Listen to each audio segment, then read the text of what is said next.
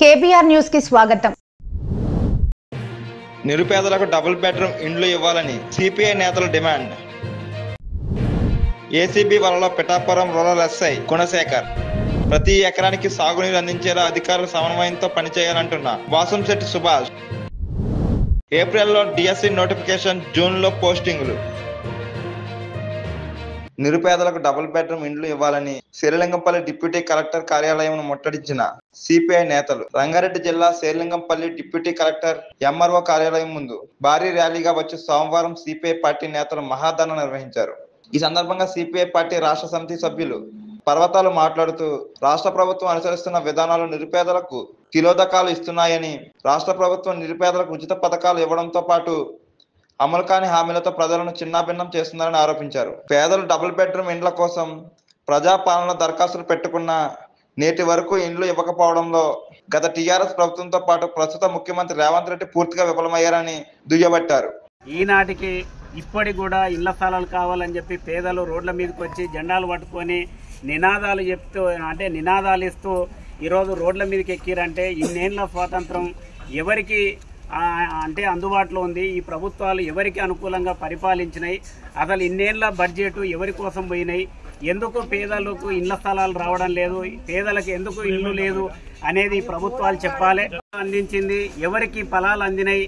ఎవరికి ఈరోజు అన్యాయం జరిగిందంటే ఖచ్చితంగా ఈ దేశంలో ఉన్న 170% మంది నిరుపేదలకు అన్యాయం జరిగింది. కేవలం 130% ఉన్న ధనవంతులకు, పెట్టుబడిదారులకు, మధ్యతరగతి రాజకీయవేత్తలకు ఈ ప్రభుత్వ పథకాలు కానీ ఇన్నేళ్ల స్వాతంత్ర ఫలాలు అందినాయి తప్పితే ఇన్నేళ్ల స్వాతంత్రంలో ఏ నిరుపేద కూడా ఇళ్ల స్థలాలు, ఏ నిరుపేద కూడా ఇల్లు లేదు అని అంటే ఈరోజు ఈ భారత స్వాతంత్రం ఎవరికి అనుకూలంగా పనిచేసిందో దీన్ని బట్టి మనకు అర్థమవుతుంది. ఇప్పటికి ఒక ఇళ్ళ జాగానే కాదు, చనిపోతే జానడు జాగ కూడా లేని దుస్థితిలో ఈ దేశంలో నిరుపేదలు ఉన్నారంటే అసలు ఈ ప్రభుత్వాలు ఎవరి కోసం పనిచేస్తున్నాయి? ఈ ప్రభుత్వాలు ఎవరి కొమ్ము కాస్తున్నాయి? ఈ ప్రభుత్వాలు పేదల దగ్గరికి వచ్చి ఓట్లు అడుక్కోవడమే ప్రభుత్వాల లక్ష్యంగా మారింది. ఈ పేదలను దోచుకోవడమే ప్రభుత్వాల లక్ష్యంగా మారింది తప్పితే ఈ పేదలను రోజు రోజు దినదినంగా అభివృద్ధి చేద్దాం, ఈ పేదల శ్రమజీవుల యొక్క శ్రమ ద్వారానే ఈ ప్రభుత్వాలు నడుస్తున్నాయి. శ్రమజీవుల యొక్క శ్రమ ద్వారానే ఈ ప్రభుత్వాలు నడపడమే కాదు, ఉత్పత్తి జరుగుతుంది. ఆ ఉత్పత్తి మీద ఆదాయాలు వస్తున్నాయి. ఆ ఆదాయాల వల్లనే ఈరోజు పన్నులు కడుతున్నారు. ఆ పన్నుల ద్వారానే ఈరోజు రాష్ట్ర ప్రభుత్వానికి, కేంద్ర ప్రభుత్వానికి ఈరోజు లక్షల కోట్ల రూపాయలు జమ అవుతున్నాయి. ఆ జమ అయిన డబ్బులనే ఈరోజు ప్రభుత్వాలు కానీ అధికారులు కానీ ఎంజాయ్ చేస్తున్నారు. అంటే మనం కట్టిన పన్నుల ద్వారా, మనం కట్టిన శిస్తు ద్వారా ఈరోజు ప్రభుత్వాలు నడుస్తున్నాయి.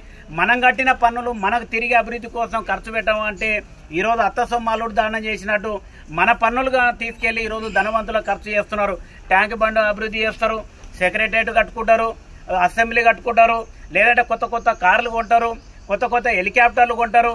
ఈ దేశంలో, ఈ రాష్ట్రంలో ఈరోజు పేదల పన్నుతో జమైన డబ్బులను ఈరోజు నరేంద్ర మోడీ షూట్ కూరకు ఈరోజు 8-10 లక్షలు ఖర్చు పెట్టే పరిస్థితి ఉంది. ఈరోజు పేదల పన్నులతో, జీఎస్టీతో జమైన డబ్బులను తీసుకెళ్లి కొత్త కొత్త విమానాలు కొంటున్నారు. ఈరోజు ఆదాని అంబానీ ఆస్తులను కూడా పెడుతున్నారు. ఈ దేశంలో ఇన్నేళ్ల స్వాతంత్రంలో పన్నులు కట్టిన ఈ లక్షల కోట్ల రూపాయలు ఎక్కడ పోయినాయని చెప్పి ప్రభుత్వాలను మనం ప్రశ్నిస్తే ఈ ప్రభుత్వాల దగ్గర సమాధానం లేదు. ఈ లక్షల కోట్ల రూపాయలు ఇన్ని సంవత్సరాల బడ్జెట్ అంతా కూడా కార్పొరేట్ పెట్టుబడిదారుల యొక్క లాభాల కోసం వాడిరు తప్పితే ఈ పేదల అభివృద్ధి కోసం ఈ పైసా ఖర్చు పెట్టలేదు. కేవలం పేరుకు పేదలను మేము దేవుళ్ళలాగా చూస్తామంటారు.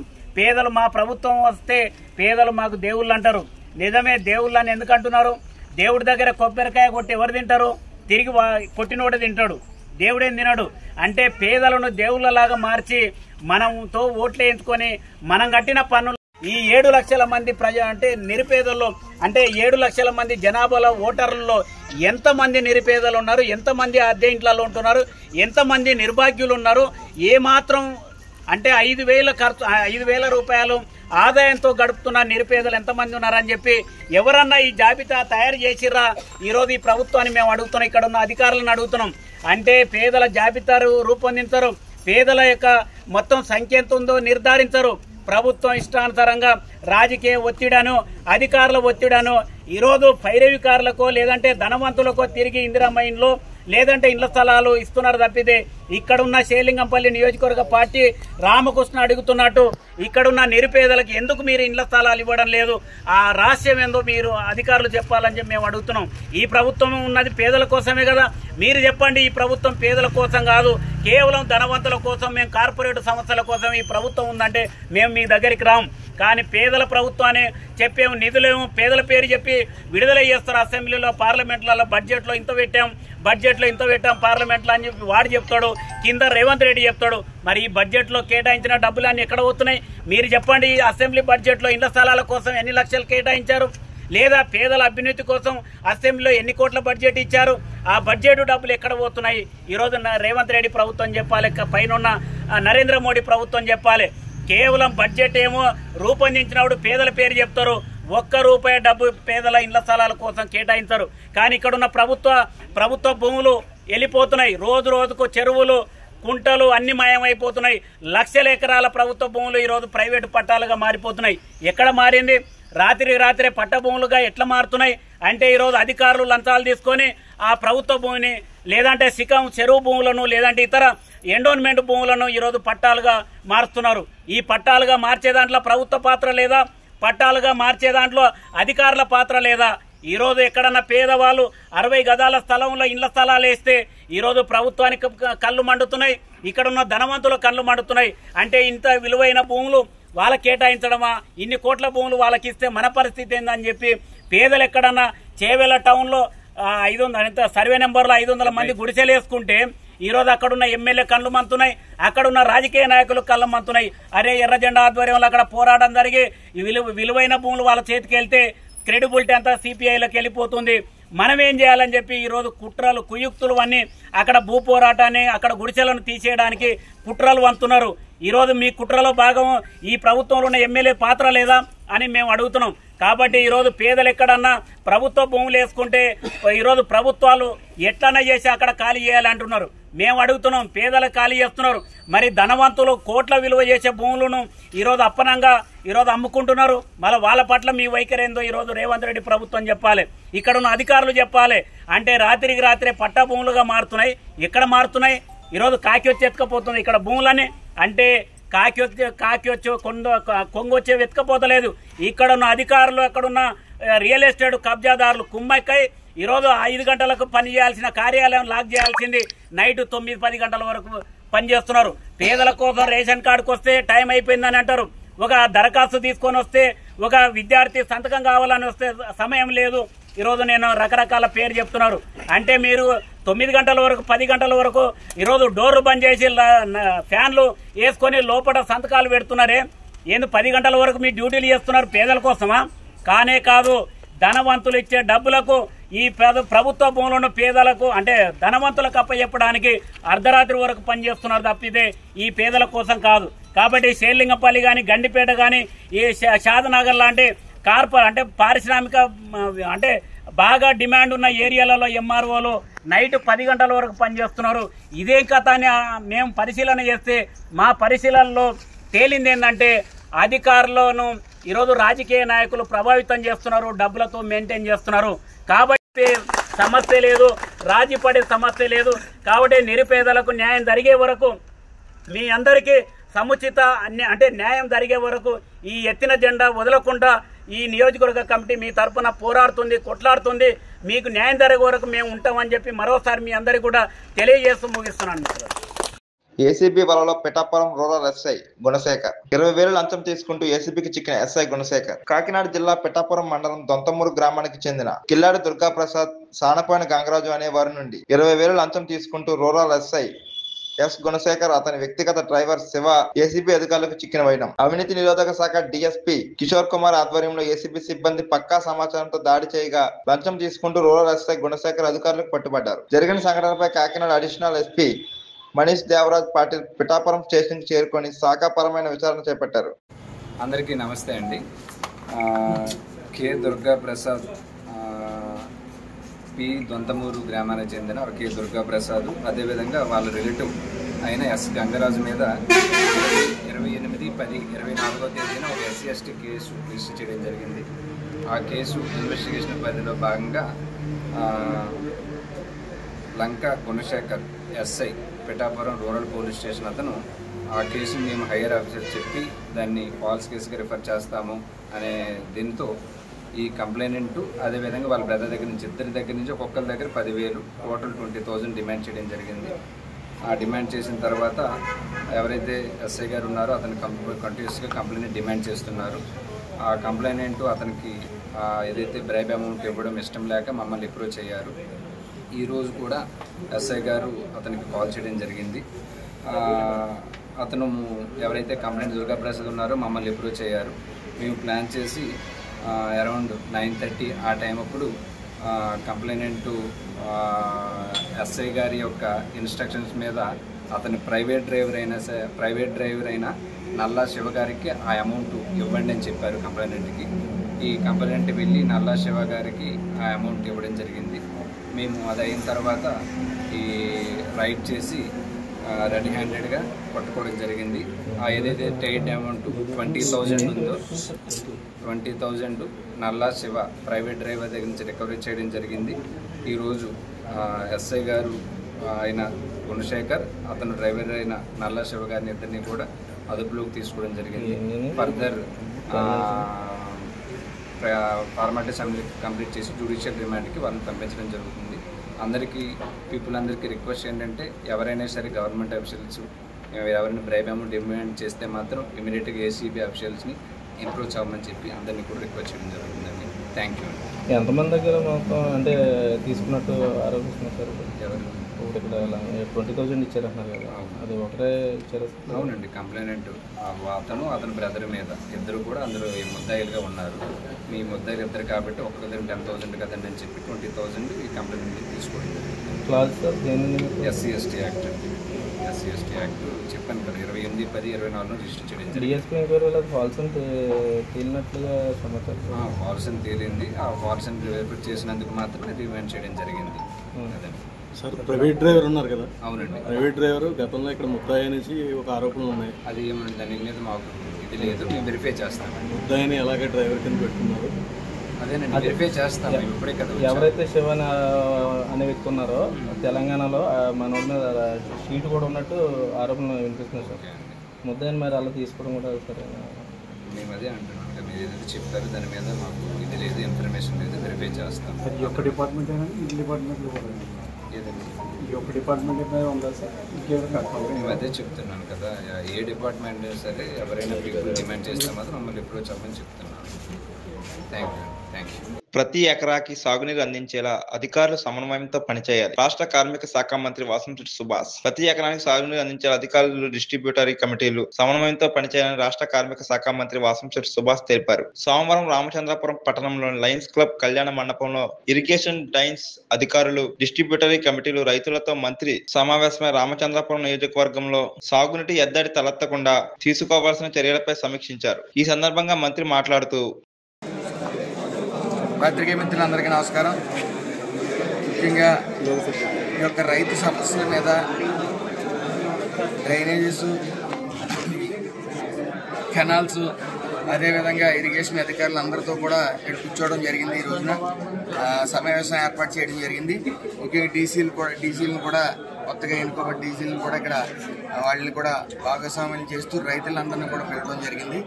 ముఖ్యంగా గడిచిన ఈ 9 నెలల్లో, గడిచిన 5 సంవత్సరాల్లో పూర్తిగా రైతుల్ని గాలి కుదిలేసిన వైన్ పనులు అక్కడ ఆగిపోవడం వల్ల ఈ NDA కూటమి వచ్చిన తర్వాత ప్రతి ఆయకట్టుకి నీరందిలాగా మరి చర్యలు తీసుకుని ఏ ఎకరం కూడా ఎండకుండా ఇటు రైతులు ఎవరో కూడా నష్టపడదు. ఎందుకంటే ఈనే దశలో ఉన్నాయి కాబట్టి నీటి ఎద్దడి ఎక్కడ తక్కువ కాకుండా మరి యొక్క నీరు ప్రతి ఎకరానికి నీరందిలాగా ప్రయత్నాలు చేస్తుంటే కొంతమంది కవింపు చర్యలు చేస్తూ ఉన్నారు. ఏదైతే ఈ సాక్షి మీడియా ఉందో ఆ సాక్షి మీడియా అక్కడికి లేనిది ఎక్కడో చోటకి వెళ్ళి ఈ మీడియాని అక్కడ చూపించి అక్కడికి బళ్ళు వెళ్ళిపోతున్నాయి, ఇంటింటి బళ్ళు వెళ్ళిపోతున్నాయి, దాంట్లోంచి లేకపోతే స్కూటర్లు వెళ్ళిపోతున్నాయని పిచ్చి ప్రచారం చేస్తూ ఉన్నారు.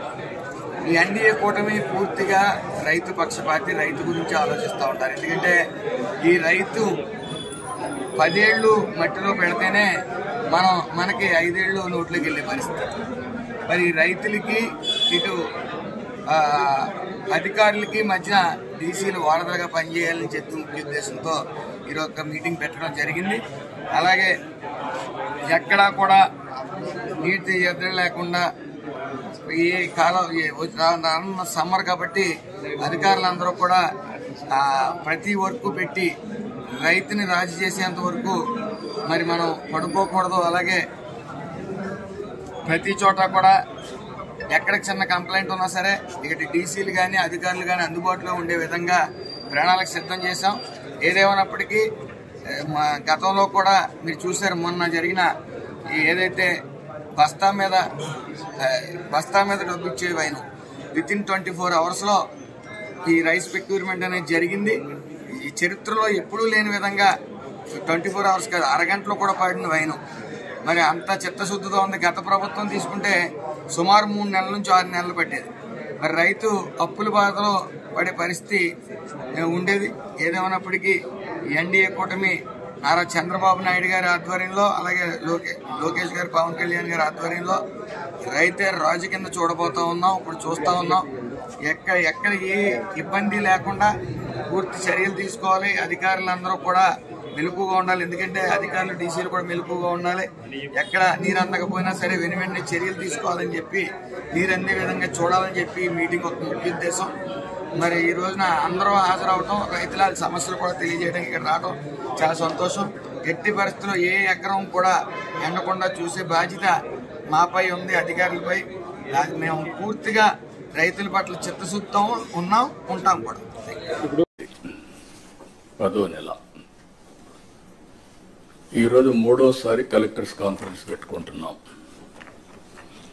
అంటే ప్రతి క్వార్టర్కి మీరు ఏ విధంగా పనిచేశారో ఒకసారి సమీక్ష చేసుకుని అందరం కూడా, ఇన్క్లూడింగ్ చీఫ్ సెక్రటరీ మొదలుకొని మంత్రులు కానీ, అధికార యంత్రాంగం, అదేవిధంగా ప్రజాప్రతినిధులు కూడా ఏ విధంగా పనిచేసాం ఒకసారి సమీక్ష చేసుకుని నెక్స్ట్ క్వార్టర్కి ఏ విధంగా ప్లాన్ చేసుకోవాలి అనే విషయాలు మనందరం ఆలోచిస్తున్నాం. అయితే మనందరం కూడా గుర్తుపెట్టుకోవాల్సింది, వీఆర్ ఆల్ ఇన్ డెమోక్రసీ, ప్రజాస్వామ్యంలో ఉన్నాం. 5 సంవత్సరాలకు ఒకసారి ప్రజలు మ్యాండేట్ ఇస్తారు. అదే సమయంలో అధికార యంత్రాంగం ప్రజలకు ఆమోదయోగ్యమైన పరిపాలన ఇవ్వడానికి మీరు ప్రయత్నం చేస్తారు. ఒక్కొక్క లీడర్ వచ్చినప్పుడు ఒక్కొక్క విధానాలు ఉంటాయి. ఒక లీడరు తన యొక్క పరిపాలనతో ముందుకు తీసుకుపోయే పరిస్థితులు ఉంటాయి. ఒక్కొక్క లీడర్ వస్తే డిస్ట్రక్షన్ కూడా జరుగుతుంది. అదే మనం ఒకసారి చూస్తే 5 సంవత్సరాలు నా సుదీర్ఘమైన రాజకీయ అనుభవం నేను చూసినప్పుడు ప్రజల్లో అంత ఫ్రస్ట్రేషన్ ఎప్పుడు రాలా. అందుకే స్ట్రైక్ రేట్ చూస్తే 93% స్ట్రైక్ రేట్. నేను 4వసారి ముఖ్యమంత్రిని, ఎప్పుడు ఇంత మెజారిటీస్ మాకు రాలా. అంటే అది ఇండికేషన్ ఏంటంటే ఇక్కడుండే వాళ్ళమే పరిపాలనలో ఉన్నారు మీరు, కానీ ప్రజలు ఆమోదించలేదు ఆనాటి పాలన. అయితే ఈరోజు యాస్పిరేషన్స్ కూడా ఎక్కువగా ఉన్నాయి. ఈ విషయం కూడా మనం గుర్తుపెట్టుకోవాల్సిన అవసరం ఉంది. ఒకప్పుడు పరిపాలన అంటే రెగ్యులేటరీ మాత్రం, మీరందరూ కలెక్టర్స్, కలెక్షన్ ఆఫ్ రెవెన్యూ. ఇప్పటికి కూడా మీ అందరికి ఎందుకు రిమైండ్ చేస్తుందంటే మీ మైండ్లో నుంచి అది తీసేయాలి. ఇప్పుడు మీరు chief executive of the district, collector and magistrate. Magistrate అన్నప్పుడు ఎక్కడ కూడా ఎలాంటి అవాంఛనీయ సంఘటనలు జరగకుండా అదే మాదిరిగా ఫ్యూచర్ని మీరు ప్లాన్ చేసే పరిస్థితిలో ఉండాలి. అట్లా కాకుండా ఒక అథారిటేరియన్ గా మేము రూమ్లో నుంచి బయట రాము, లేకుంటే కలెక్టర్ అంటే దర్బార్ ఉంటుంది. ఇంతమంది పాత రోజులు ఉండేవి, నాకు బాగా జ్ఞాపకం. ఎంఆర్ఓ ఆఫీస్ ఉండేది. మీరు కొత్త కాబట్టి, మీరు కొంత యంగ్స్టర్స్ కాబట్టి మీకు తెలియదు. ఏసీ రూమ్లో కూర్చొని పంకా పెట్టుకునేవాళ్ళు. ఒక మనిషి ఉండి దాన్ని లాగుతా ఉండేవాడు.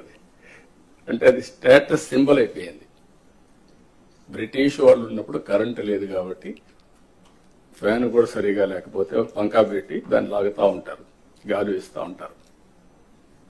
అలాంటి ఓల్డ్ అడ్మినిస్ట్రేషన్. కలెక్టర్స్ కూడా నాకు 30 సంవత్సరాల నుంచి మిమ్మల్ని చూస్తున్నాను. నేను ముఖ్యమంత్రిగా అంత మునుపు కూడా చూశాను, 45 years 47 years చూశాను. అయితే ఈరోజు మనం గుర్తుపెట్టుకోవాల్సింది ఏంటంటే కలెక్టర్ అనే వ్యక్తి చాలా ప్రజల్లో ఒక ప్రగాఢమైనటువంటి ఇంపాక్ట్ క్రియేట్ చేయగలుగుతాడు. I can say one word, మీ క్యారియర్లో కలెక్టర్, ఆ తర్వాత చీఫ్ సెక్రటరీ. అందరికీ చీఫ్ సెక్రటరీ రాదు, కానీ మెజారిటీకి అనివార్య కారణాలుంటే తప్ప కలెక్టర్గా రిజెక్ట్ చేయరు. ఈ విషయం మీరు గుర్తుపెట్టుకోవాల్సిన అవసరం ఉంది. ఆ కలెక్టర్గా మీరున్న సమయంలో మీరు చేసే పనులు, మీరు ప్రజల్లో మీరు చేసిన పనుల వల్ల వచ్చే ఇంపాక్ట్ శాశ్వతంగా ఉంటాయి. ఇప్పటికి కూడా కొంతమంది కలెక్టర్స్ గురించి మాట్లాడుతూ ఉంటాం. ఒక చీఫ్ మినిస్టర్ ఎట్లయితే రాష్ట్రంలో ఒక ప్రగాఢమైన ముద్ర వేస్తారు, కలెక్టర్స్ కూడా వాళ్ళ పరిపాలన ద్వారా అలాంటి ప్రగాఢమైనటువంటి ఇంపాక్ట్ క్రియేట్ చేసే పరిస్థితి వస్తుంది. కాబట్టి మీరందరూ మళ్ళీ అది నేను రిమైండ్ చేస్తున్నా మీ అందరికీ. రొటీన్ అడ్మినిస్ట్రేషన్ ఉంటే మీకు 9 నెలలు అయింది, ఇంకొక 3 నెలలు 6 నెలలు సంవత్సరం అవుతుంది, మళ్ళీ రొటీన్గా ఇంకో పోస్టింగ్ పోతారు. అది కాదు. What you have achieved during your tenure is very important. ఇది మీరు గుర్తుపెట్టుకోవాల్సిందిగా నేను కోరుకుంటూ, ఈరోజు నా ప్రయత్నం అయితే మా ప్రయత్నం, మన ప్రయత్నం విధ్వంసమైన రాష్ట్రాన్ని గాడిన పెట్టడానికి మేము ఎన్నికల్లో చెప్పాం చాలా స్పష్టంగా, రాష్ట్రాన్ని పునర్నిర్మాణం చేస్తామని. ఈరోజు రాష్ట్రంలో 2014 రాష్ట్రాన్ని మళ్ళీ మేము పునర్నిర్మాణం చేస్తామంటే మీనింగ్ ఉంది, కానీ 10 ఏళ్ల తర్వాత కూడా పునర్నిర్మాణం చేస్తున్నామంటే దానికి కారణం అలాంటి విధ్వంసం జరిగింది కాబట్టి ఆ మాట చెప్పాల్సి వచ్చింది. అయితే ఈ ప్రభుత్వం చాలా స్పష్టంగా ఎన్నికల్లో చెప్పాం, మళ్ళీ చెప్తున్నాం, సమిక్షేమం, అభివృద్ధి, స్వపరిపాలన, ఈ 3 పిల్లర్స్ పైన అనునిత్యం మీకు గుర్తుండాలి, మాకు గుర్తుండాలి. పేదరికం పోవాలంటే, ప్రజలు హ్యాపీగా ఉండాలంటే సంక్షేమ కార్యక్రమాలు తప్పవు. సంక్షేమ కార్యక్రమాలు చేయాలంటే రెవెన్యూ కావాలి, ఆదాయం కావాలి. అప్పులు తెస్తే సస్టైనబుల్ కాదు.